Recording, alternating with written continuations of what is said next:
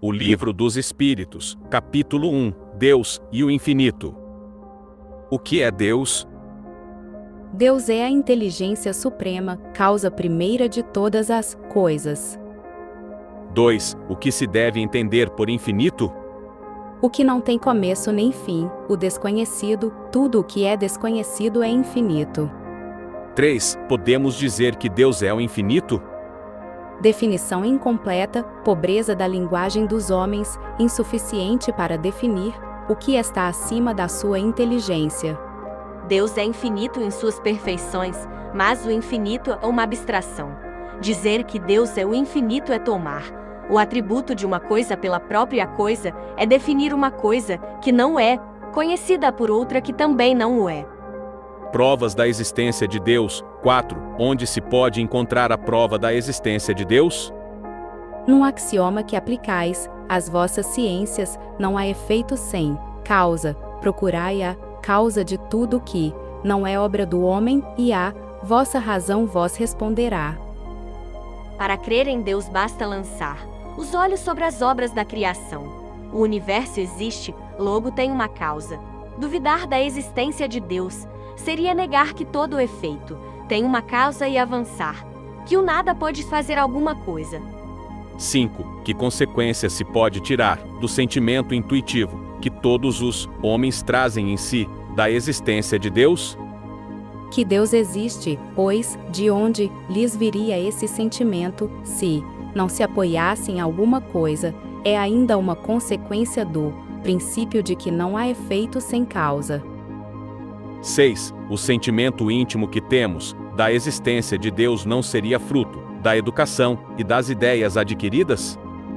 Se assim fosse, por que os vossos selvagens teriam esse sentimento? Se o sentimento da existência de um ser supremo fosse apenas produto de um ensino, não seria universal e, como sucede com as noções científicas, só existiria nos que houvessem podido receber esse ensino.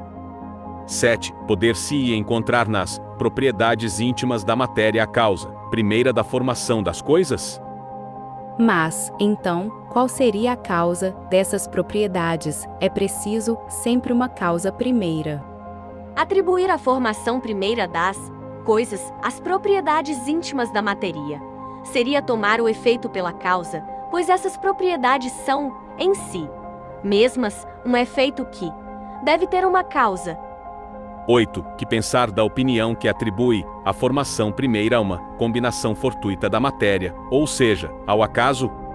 Outro absurdo, que homem de bom senso pode considerar o acaso como um ser inteligente, e, além disso, o que é o acaso? Nada. A harmonia que regula as forças do universo revela combinações e propósitos determinados e, por isso mesmo, denota um poder inteligente. Atribuir a formação primeira ao acaso seria um contrassenso, pois o acaso é cego e não pode produzir os efeitos que a inteligência produz. Um acaso inteligente já não seria acaso. 9. Onde se vê, na causa primeira, uma inteligência suprema e superior a todas as inteligências? Tendes um provérbio que diz: pela obra se conhece o autor. Pois bem, vede a obra e procurai o autor.